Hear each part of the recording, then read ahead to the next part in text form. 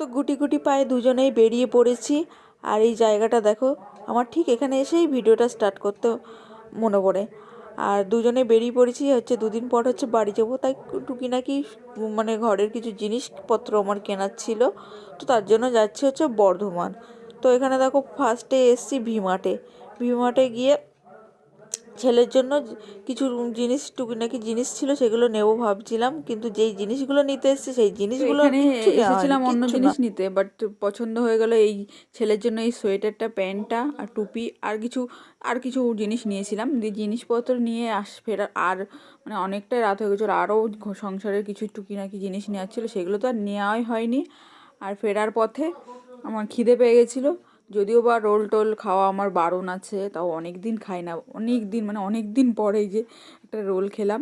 তারপরে গেছিলাম মোমো খেতে, যদিও বা আমার খাওয়া উচিত ছিল না, আমার ছেলেটার পেটটা একটু খারাপ ছিল, বারবার পটি করছিল।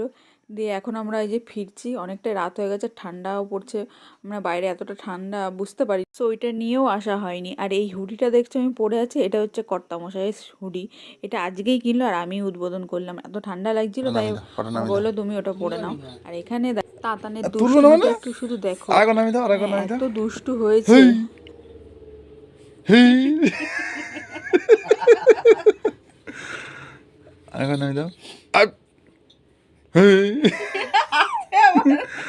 এখানে দেখো হচ্ছে তাতানের একটু মন খারাপ হয়ে গেছে, কারণ হচ্ছে ওর পাপা হচ্ছে বাড়ি চলে গেছে, আমাকে রেখে মানে নামিয়ে দিয়ে ও আর লেট করেনি, বাড়ি চলে গেছে, বাড়িতে কিছু কাজ ছিল।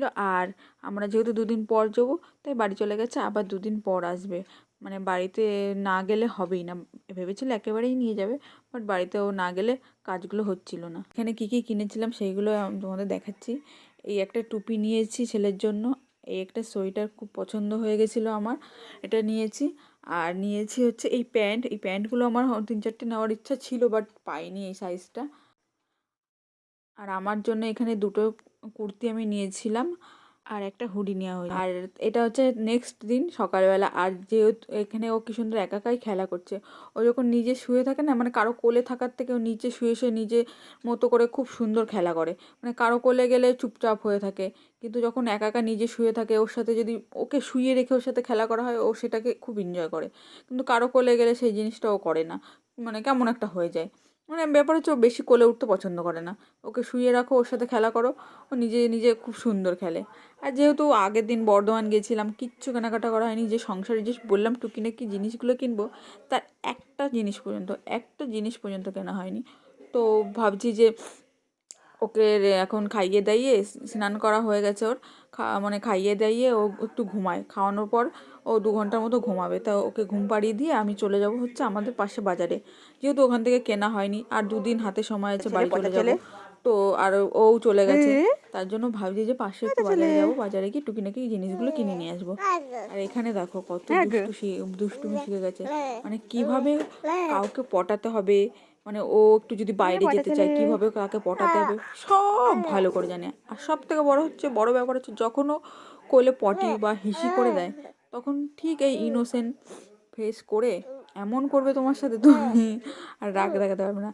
আর তখন আরও মানে ওকে যদি কিছু নাও বলো, নিজে নিজে একা কথা বলবে, একাই হাসবে। এই বলে না শাক দিয়ে মাছ ঢাকা, তো ওর হয়েছে সেই ব্যাপার, ও হচ্ছে এই হাসি দেখিয়ে শাক দিয়ে মাছ ঢেকে দেয়, মানে ওটা একটা ভুল করে ফেলেছে, সেটা ও হাসিয়ে তোমাকে পটিয়ে দেবে একদম।